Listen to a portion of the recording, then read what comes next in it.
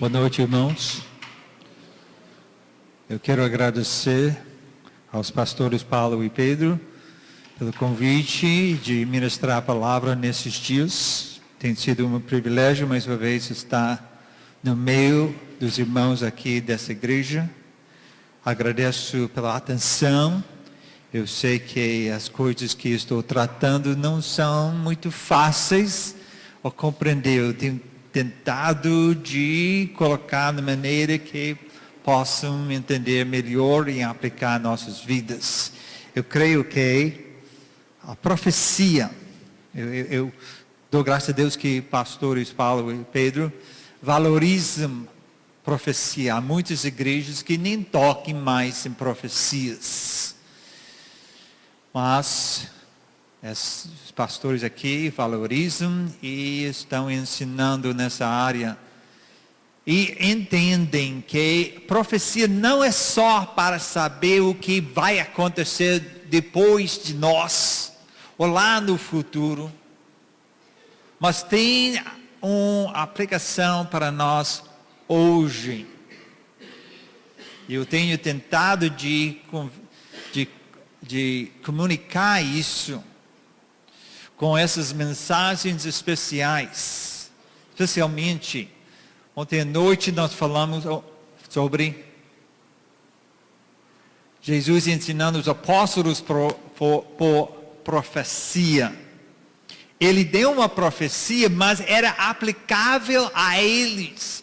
Talvez não tanto na sua vida imediata, mas certamente umas coisas de perseguição aconteceram depois que a igreja começou e ele deram as suas testemunhas e apóstolos enviados. Lembre-se que nós vimos em Mateus capítulo 10, versículos 5 a 42, que há uma divisão de 3 partes. Nós vimos dessa divisão usando essas 3 frases no final de cada sessão. Nós concentramos nosso estudo na segunda parte aqui. Nós vimos na primeira parte que havia muitas proibições e ordens dadas de Jesus para os apóstolos. Isso é coerente com o fato que ele estava dando instruções para eles, né? Quando chegamos à segunda parte, ainda na primeira parte, isso já é a segunda parte, né? Segunda parte, nós vimos que há uma diferença, em vez de proibições e ordens, nós temos essas ordens de ser prudentes, ser cautelosos e muitos futuros. Até no próximo, vai ver ainda mais esses verbos no futuro, né? Aí, nós vimos que o caráter dessa segunda parte era de profecia. Próximo. Então, nós vimos que no final dessa sessão diz: porque em verdade vos digo que não acabareis de percorrer a cidade de Israel até que venha o Filho do Homem. Uma profecia de julgamento sobre o que vai acontecer no futuro. Não é que eles viviam até a volta de Jesus Cristo. Nós ainda estamos esperando a volta. E na verdade Jesus volta aos ares para nós, e nós vamos com ele, e ainda essa vinha, né, do Filho do Homem ainda vai acontecer no futuro. Nós vimos como nós estamos vivendo na época da igreja, e nós vamos ser arrebatados ao Cristo, e nós vamos ficar com Cristo 7 anos aqui, mas também nesse tempo haverá 7 anos de tribulação, como diz o Daniel e outros trechos, especialmente Apocalipse. Mas nós concentramos ontem à noite nessa parte e a vinda de Cristo. Em Mateus 10, nós terminamos com um desafio. Lembra-se que nós terminamos ontem à noite? Quem vos recebe a mim, me recebe. E quem me recebe, recebe aquele que me enviou. Quem recebe um profeta? no caráter de profeta, receberá o galardão de profeta. Quem recebe um justo, no caráter de justo, receberá o galardão de justo. E quem der a beber, ainda que seja um copo de água fria, a um desses pequeninos, por ser este meu discípulo, em verdade vos digo que de modo algum perderá o seu galardão. Eu dei a desafio. Quem são esses pequeninos? Esses de 5 anos aqui, que estavam aqui, 5, 3, 4 anos? Não, certamente não está falando disso. Diz que por ser meu discípulo, eu acho que isso ajuda-nos a entender. Mas vamos ainda para frente com esse desafio. Hoje pela manhã nós falamos sobre Davi e seus guerreiros cantando um cântico militar profético em Salmo 110. E concentramos nos versículos 2 e 3, onde diz: o Senhor enviará de Sião o cetro do seu poder, dizendo: domina entre os teus inimigos. Apresentar-se-á voluntariamente o teu povo no dia do teu poder, com santos ornamentos, como o orvalho emergindo da aurora, serão os teus jovens. Então nós vimos que esses jovens voluntários que cantavam em Salmo 110 faziam parte de um grupo que dominava entre os inimigos de Cristo, Cristo sentado nos céus, mas aqui na terra esse grupo dominava entre os inimigos de Cristo, evangelizando as pessoas e eles se convertendo. Nós referimos até ao Apocalipse 7 e 14. Próximo. Apocalipse 7 e 14, capítulo 7 é uma parêntese inserido entre julgamentos desencadeados por Jesus, quando ele tirou os selos do rolo selado, como vocês vão estudar com o pastor Paulo. A primeira parte do capítulo 7 mostra que antes desses julgamentos, um anjo selou 144 mil judeus para o ministério do Senhor. A segunda parte desse capítulo faz um contraste com a primeira parte do capítulo, apresentando uma multidão incontável. Em vez de numerar de 12 tribos, 12 mil, chegando a 144 mil, que é uma multidão grande. Mas em contraste com esses judeus inumeráveis, nós temos uma multidão inumerável. E não somente isso, mas de todas as nações que vêm da grande tribulação do céu. Eu entendo esse contraste para dizer, nesse parênteses, para dizer, esses 144 mil judeus, selados para um ministério, têm um ministério de evangelizar e conseguem uma multidão inumerável de pessoas de todas as nações. As implicações são que, em pouco tempo, 144 mil judeus missionários vão conseguir o que nós da igreja, enviando não sei quantos missionários, não temos até agora conseguido. Em todo nesse tempo. E eles com esse número. Interessante de fazer a comparação. Capítulo 14 traz de volta para a cena os 144 mil missionários judeus, explica mais sobre eles. A descrição deles faz várias conexões com a descrição dos voluntários de Salmo 110 e versículos 2 e 3. Primeiramente, a conexão com o Cordeiro, ou o filho de Davi. Também a conexão com Sião, mencionado em Apocalipse 14, bem como o Salmo 110. Eles estão cantando em 14 de Apocalipse um hino exclusivo. 4, eles são jovens rapazes, como descrito lá. Suas vidas são santas. E também são chamados primícias, correspondendo à figura que nós vimos hoje pela manhã sobre o orvalho a aurora, né? Aquela hora dos raios primeiramente chegar assim. Então, há essas conexões. Hoje à noite nós queremos ver de Mateus 25, versículos 31 a 46, as recompensas distribuídas. Essa pintura, né, na verdade, eu acho que é mais que uma pintura, uma coisa de azulejos, alguma coisa assim. Eu achei que está tentando mostrar a cena do julgamento das ovelhas e dos cabritos, que nós vamos ver agora em Mateus capítulo 25. Então, abrindo nossas Bíblias.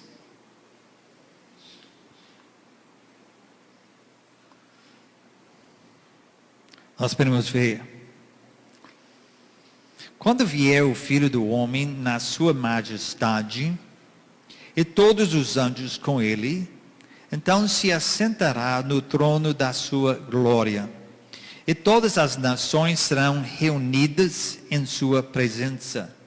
E ele separará uns dos outros, como o pastor separa dos cabritos as ovelhas.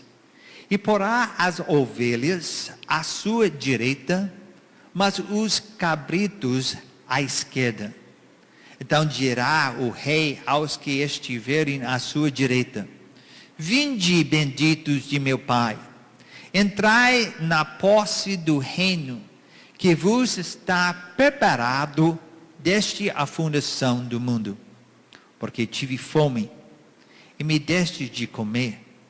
Tive sede, e me deste de beber. Era forasteiro, e me hospedastes. Estava nu, e me vestistes. Enfermo, e me visitastes. Preso, e fostes ver-me.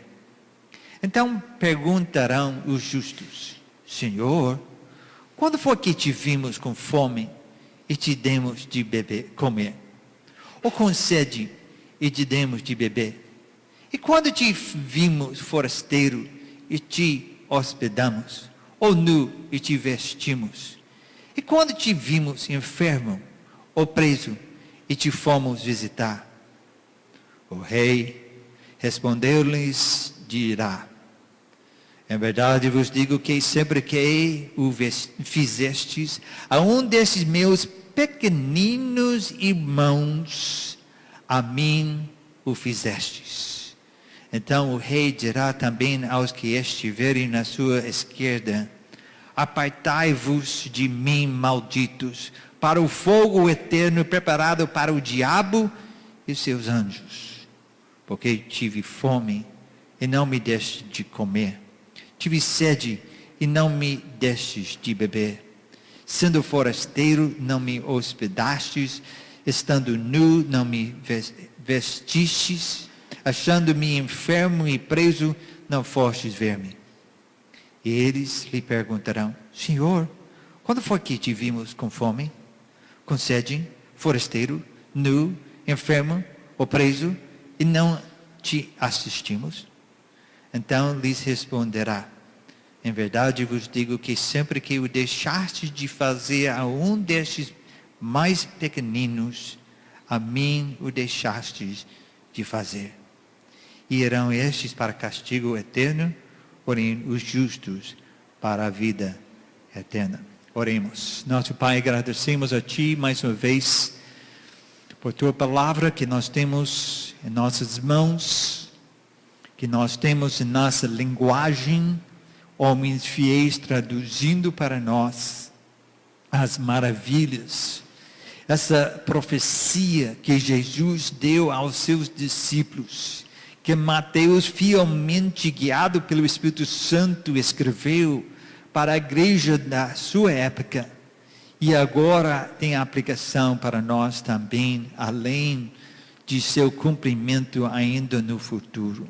Obrigado pelo poder da tua palavra, obrigado pelo teu Espírito Santo, que ele possa aplicar em todos os nossos corações e vidas nesse momento. Em nome de Jesus, oramos. Então, nós podemos dividir esse trecho em 3 partes.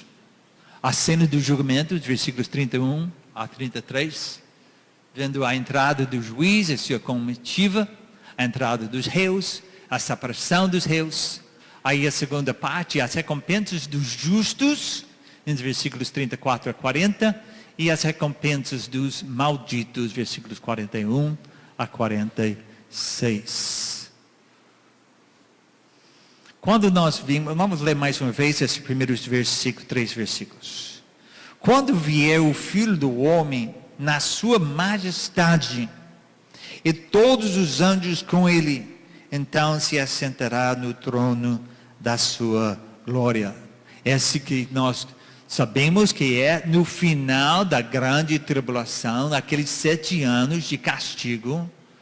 Como o livro de Apocalipse vai falar muito sobre os castigos, os julgamentos que vão acontecer durante aquele tempo.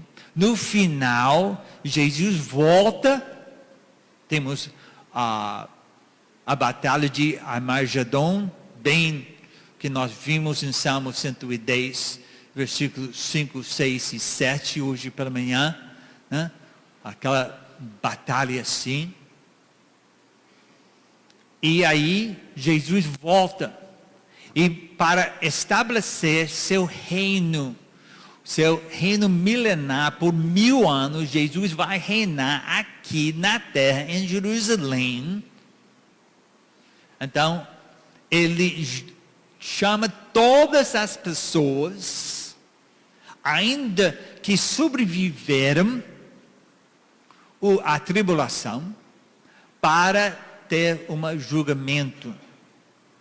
Mas fala logo, vamos ver 32. Todas as nações serão reunidas em sua presença, e ele separará uns dos outros, como o pastor separa dos cabritos as ovelhas. E porá as ovelhas à sua direita, mas os cabritos à esquerda.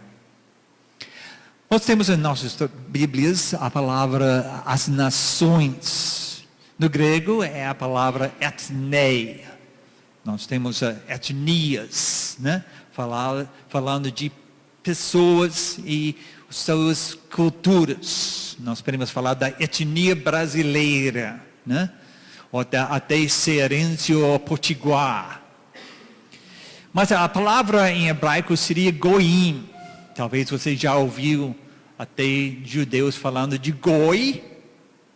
É uma pessoa que não é judeu, é um goi. Eu sou goi, que eu saiba, não tenho sangue judeu, né? Então eu sou goi e nós somos goim. Nós somos gentios. Se você é judeu ou você é gentio, um ou outro.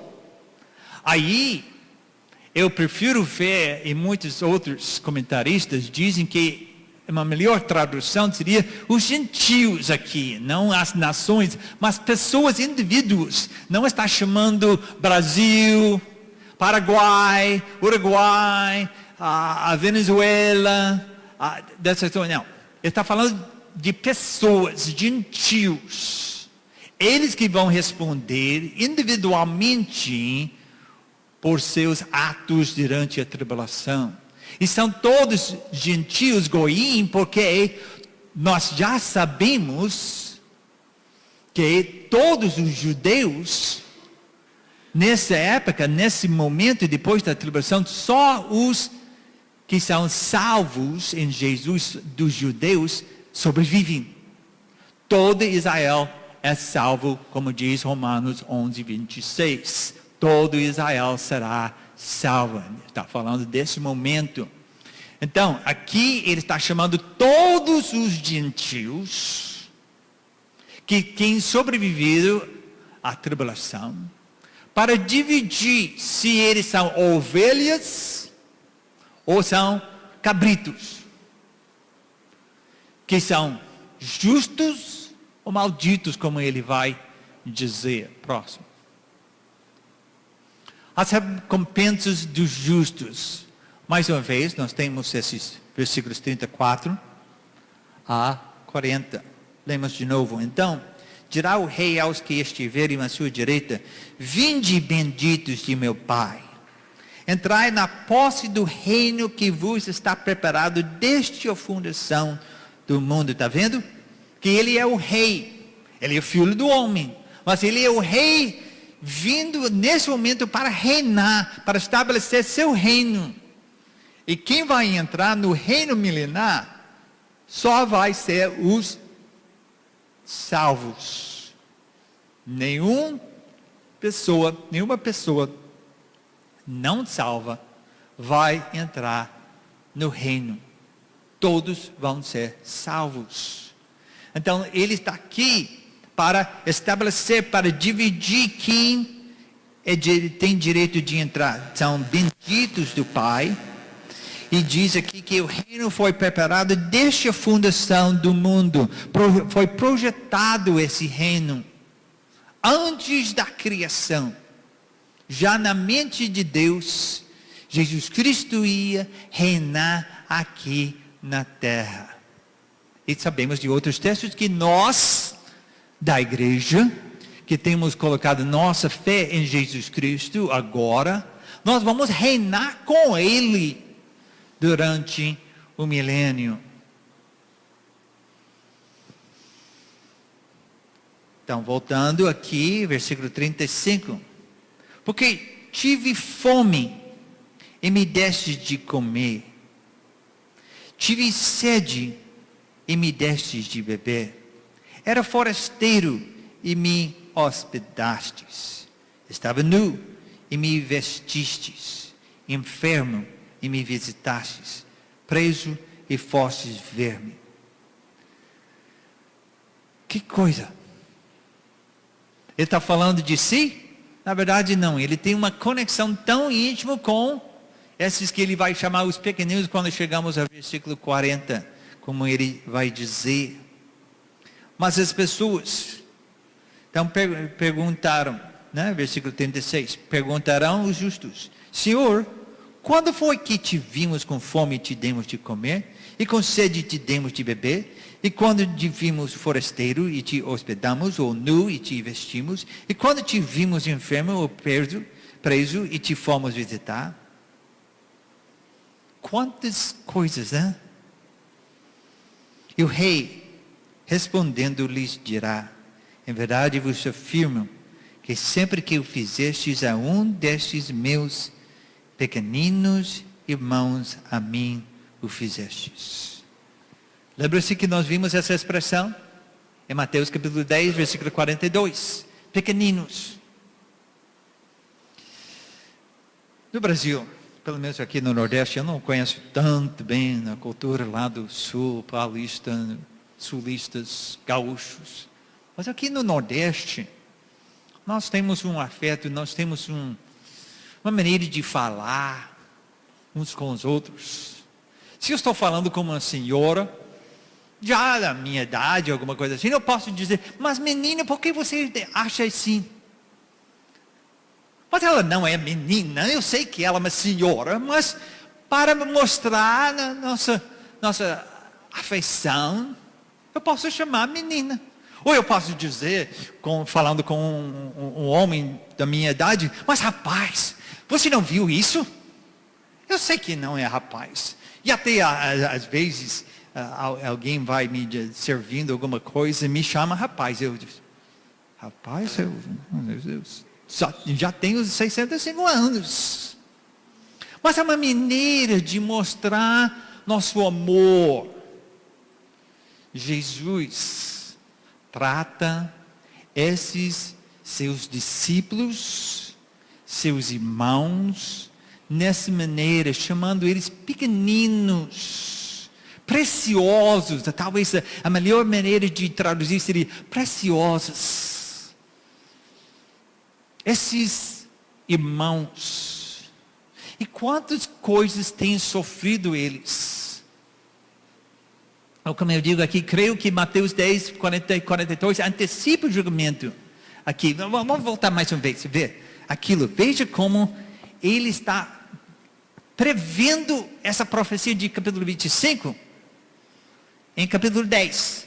Você viu como ele quase chega lá a dizer as mesmas palavras. Quem vos recebe a mim, me recebe. E quem me recebe, recebe aquele que me enviou. Não foi assim que ele está dizendo lá em 25? Está só quase chegando lá, mas ele não diz exatamente isso. Quem recebe um profeta no caráter de profeta, receberá o galardão de profeta. Quem recebe um justo no caráter de justo, receberá o galardão de justo. E quem der a beber, ainda que seja um copo de água fria. O que fala em 25? Fala sobre satisfazer a sede, né? A um destes pequeninos, preciosos, por ser este meu discípulo, é verdade vos digo que de modo algum perderá o seu galardão. Eu vejo que isso antecipa o julgamento que ele vai falar em capítulo 25. Mas vamos para o próximo. Porque aqui, número 3. Quais são as dificuldades que os pequeninos enfrentam? Quais são? Vamos numerar. 1, fome. 2, sede. 3, forasteiro. O que diz aqui? Estrangeiro. Isso mostra que eram de verdade judeus, e quando chegaram a qualquer outro país ou povo, eles são estrangeiros, porque são judeus. E como que você vai tratar alguém que não faz parte da sua comunidade, que chega com os seus jeitos diferentes, né? Não é fácil ser um estrangeiro, forasteiro. Vai para o Japão, vai para a China. Você não parece nada como eles. Viu? Você não pode fingir. Não dá, porque nossa aparência é tão diferente deles. Logo eles vão ir. Você é. Na verdade, muitas vezes eu posso enganar os brasileiros. Mas uma vez que eu abro a minha boca, aí sabem. De onde você é? Eles dizem. Por que você fala estranho? Há quanto tempo que você está aqui? 35 anos e ainda fala assim? Chega com 30 anos, o que você espera, né? O que mais que eles sofreram? Nudez, enfermidades, presos. Esses pequeninos irmãos enviados, missionários, 144 mil judeus, vão sofrer, e muito, vão passar fome, não vão passar sede, vai ficar nu, enfermos, até vão ser presos.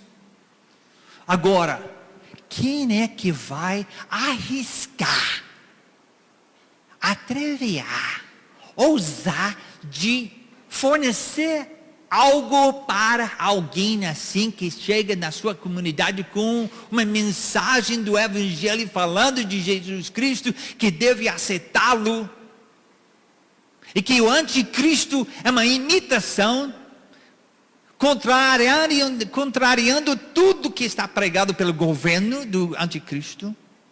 Quem é que vai arriscar a sua vida dando água, algo a comer, visitá-lo na prisão? Vai para o hospital quando está enfermo? É ousadia, é confiança, é um amor. Não que isso faz a pessoa justa, mas mostra que já é justa. Já houve uma transformação de coração. Que essas pessoas estão disponíveis de fazer esses atos de amor para com os servos do Senhor. Só assim. Porque alguém que não é crente não vai fazer isso.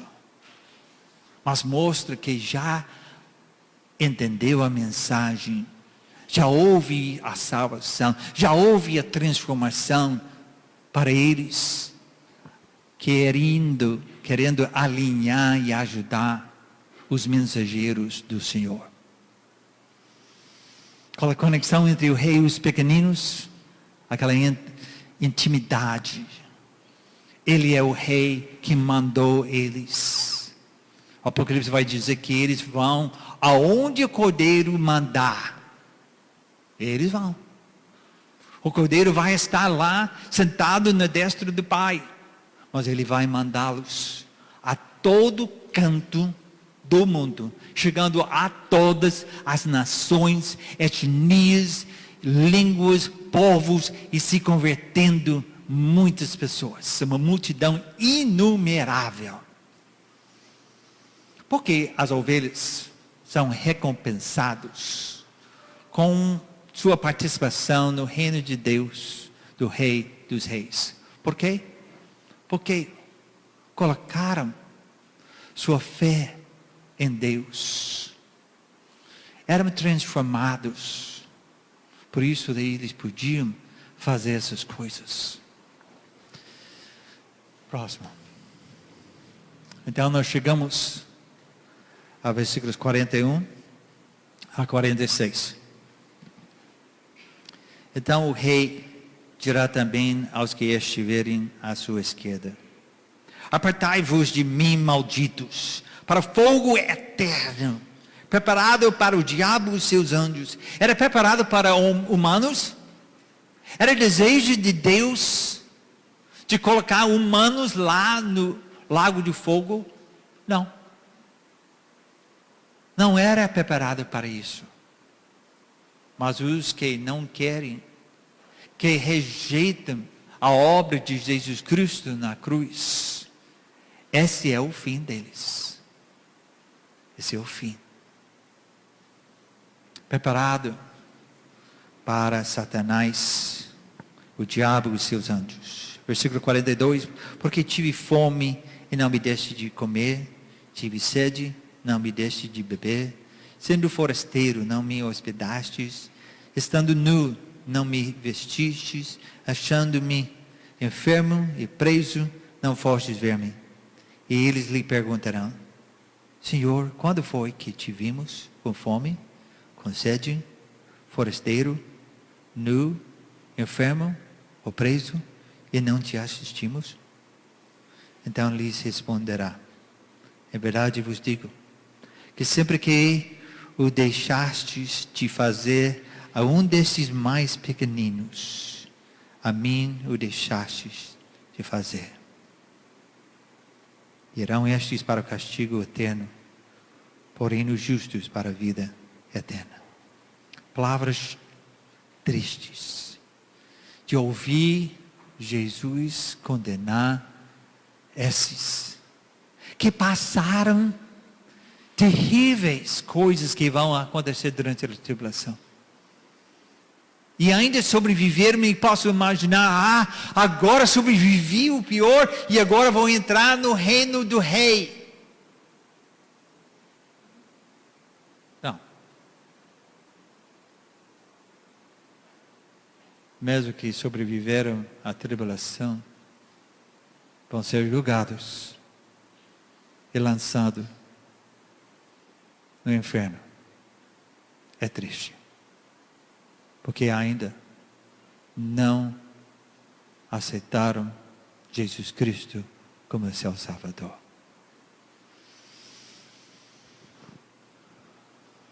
Irão estes para castigo eterno, porém os justos para a vida eterna. Próximo. Por que Jesus proferiu essa profecia para seus discípulos? Porque ele falou disso para eles. Já pensou? Porque ele deu essa profecia lá no futuro. Tem a ver com eles? Né? Com os discípulos, os 12 que estavam ouvindo. Eles não iam passar a tribulação. Eles não iam estar lá nessa divisão. Porque ele falou. Profecia tem uma aplicação para nós. Mesmo que não vamos participar no cumprimento mesmo, mas tem uma aplicação para nós. Se assim vai ser no futuro, a indicação se uma pessoa é verdadeiramente um discípulo de Deus ou não, pela maneira simples de dar uma comida, dar uma água, dar uma maneira de mostrar amor, identificar como um ministro de Deus, suprindo as suas necessidades, visitando na prisão, visitando no hospital, visitando quando está em casa, enfermo. Sim, tinha. Porque Mateus escreveu esta profecia para as igrejas judias na sua época. Primeiramente Jesus falou, mas depois Mateus precisava de escrever, lembrar, como nós mostramos ontem, porque Mateus achava que essa profecia era bom para as igrejas judias, saberem dessa profecia. Eles que eram judeus, eles nunca iam passar por esse julgamento, porque eles são judeus. Mas pode ser que eles vão passar fome, sede, nudez, ser enfermos, chegar num lugar que é estrangeiro. Tudo isso eles podem passar. Mas Jesus vai cobrar pelo tratamento que passam pelas outras pessoas. Isso dá um conforto para ele. Qual a lição principal para os membros das igrejas locais hoje?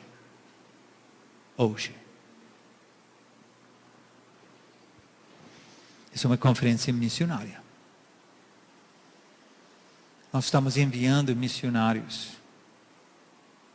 Como nós tratamos os servos enviados do Senhor? Estamos prontos para sacrificar por eles? Estamos alertos às suas necessidades? Estamos pensando, sempre correspondendo, como está a obra, como são as lutas, as batalhas espirituais, físicas, como vai você e sua família? Há uma maneira que nós podemos ministrar para você. Há outra maneira que nós podemos orar por você. A maneira que os 144 mil foram tratados durante a tribulação é a mesma maneira que nós devemos tratar os missionários hoje em dia que são enviados como forasteiros para outros campos, para passar muitas dificuldades. E nós precisamos estar orando e atento às suas necessidades. Eu vejo isso especialmente uma aplicação para nós hoje em nossas igrejas. Mas também, próximo. Meu amigo, você sabe com certeza que você é uma ovelha de Jesus? Ou você é um cabrito? Jesus faz a diferença. Os que estão confiando nele são suas ovelhas. Os que não têm confiado em Jesus, a obra dele na cruz, a ressurreição, o pagamento por seus pecados, pelo sangue de Jesus. Se você não está confiando nisso, se você ainda não é crente em Jesus, é como se fosse você um cabrito. E o mesmo destino seu é o mesmo destino desses cabritos no final da tribulação. Você pode passar muitas dificuldades, mas se você não aceitar Jesus Cristo, ainda vai para o inferno.